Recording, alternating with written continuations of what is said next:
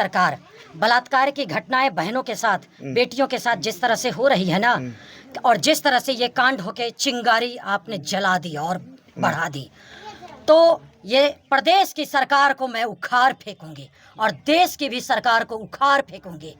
ये सिर्फ और सिर्फ ये जो कांड है ना, बलात्कार की घटनाएं जो बहन बेटियों के साथ इतना हो रहा है और न्याय नहीं मिल रहा है और टाइम टेकिंग है इस तरह से न्याय दिलाने में, और नीपा पोती करते हैं, मैनिपुलेट करते हैं शासन प्रशासन के लोग, चाहे वो लोकल हो या जो भी हो, वो सारे इस तरीक़ा से जो अपना।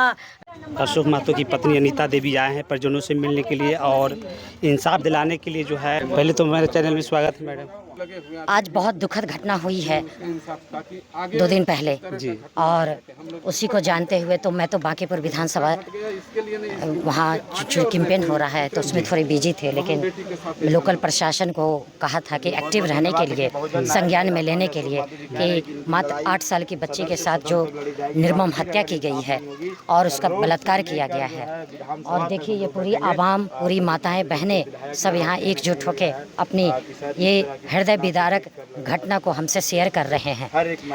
तो आप समझ रहे हैं कि इस तरीक़ा से न्याय दिलाने के लिए सब एकजुट हैं और ऐसी घटना कभी ना हो उसके लिए भी सभी जागरूक हो रहे हैं। और जो दोषी है उसको जल्द से जल्द फांसी पे, सिर्फ और सिर्फ फांसी उसको सबसे पहले, ये मेरी पहली डिमांड है कि उसको प्रशासन हल्के में ना ले इस कांड को, इस घटना को, नहीं तो उसकी खैर नहीं।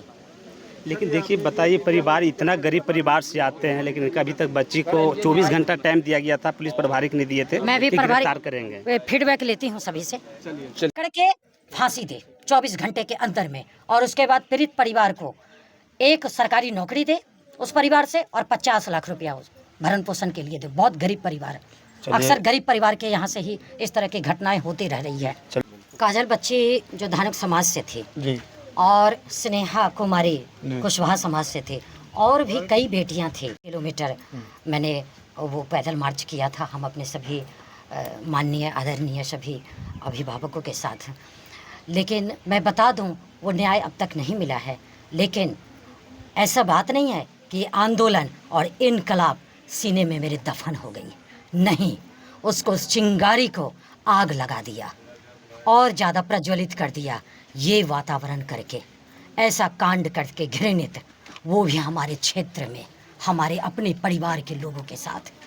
अब ये आवाज़ रुकेगी नहीं।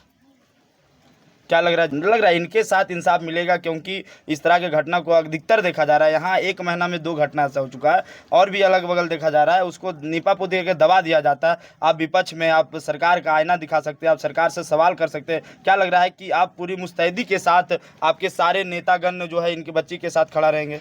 मैं आपको एक बात बता दूं स्ट्रिक्टली कि सिर्फ प्रदेश की ही नहीं, सरकार बलात्कार डायरेक्टली इनडायरेक्टली जो ये लोग किस तरह से टाइप हैं नेगेटिवली, इस बहुत गंदी मानसिकता के लोग हैं, गंदा वातावरण फैलाए हुए हैं और सत्ता पे बैठे हुए लोग पोषित कर रहे हैं ऐसे विचारधारा के गंदे काम करने वाले लोगों को। परिवार को भरण पोषण के लिए सरकार से कुछ मांग करना है? बिल्कुल, मैं तो सरकार से मांग करूंगी कि एक मजबूत कानून बनाए, सशक्त कानून बनाए कि विद इन 24 आवर्स 24 घंटे।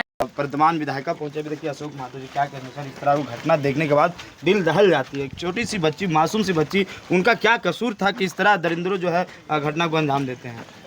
बहुत निंदनीय घटना है, इसमें कोई इस पर समर्थन नहीं करेगा। कोई भी इंसाफ दिलाने के लिए हम लोग कदम उठाना पड़ेगा, सब तरह से हम लोग तैयार। सर आपका नाम आता है बहुजन नायक के नाम से, क्या लग रहा है इस परिवार के लिए नायक बनिएगा? बिल्कुल नायक बनेंगे। नायक है कि बनने से होता है, कहने से होता है जी, कि कर्म करने से होता है जी। काम करेंगे तो खुद नायक बनेंगे, काम गलत करेंगे फिर नायक किस रूप में रहेंगे?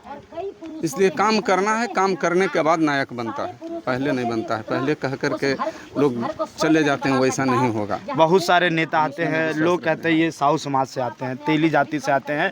बहुत सारे साहू जी के नेता बड़े बड़े पोस्ट पर बैठे हैं, मंत्री है, विधायक हैं, लेकिन क्या लग रहा है कि उनके काम में जू बैठा हुआ है? क्या लग रहा है इस परिवार के न्याय दिलाने के लिए खड़े रहेंगे? इसमें गलती एक तरफ से नहीं होता है, ताली दोनों हाथ से बनता है, रोटी दोनों हाथ से बनता है, एक हाथ से नहीं बनता है। इसलिए कुछ हमारा भी दोष है, कुछ आपका भी दोष है जी कुछ सत्ता पक्ष का दोष है, कुछ जनता का भी दोष होता है। ऐसा बात नहीं है कि एक तरफा हो जाता है।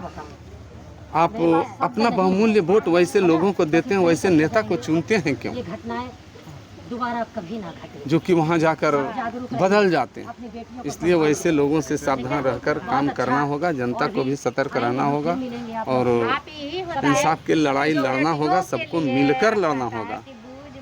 लग रहा है इसे इंसाफ दिलाने के लिए फिर इस बार जो है पटना से हम पूर्णिया का यात्रा किए थे, अब लग रहा है अपना क्षेत्र से और पटना सदन का यात्रा बहुत जल्द। वहाँ का माहौल और यहाँ का माहौल में अंतर है जी वहाँ आपके साथ अगर कुछ होता डायरेक्ट कहिए तो मुख्यमंत्री से लड़ाई जी उस समय मुख्यमंत्री ही सब वहाँ के जो विधायक थे वो कर रहे थे और वही लोग आप लोकल प्रशासन को जाके आवेदन लिखवाएंगे, FIR दर्ज करवाएंगे। अगर वो FIR दर्ज करने से मना करे तब आप विधायक अनीता देवी जो आए और मतलब जो है भरोसा दिलाए कि आपको इंसाफ मिलेगा और धीरज बना के रखिए, इंसाफ जरूर मिलेगा, क्योंकि आखिर जो भी अपराधी है वो जेल की सलाखों के पीछे जाएगा। बाकी अभी जा रहे हैं थाना में बड़ा बाबू के लिए। बाकी अगला वीडियो मिलते हैं। जय हिंद, जय भारत, जय बिहार।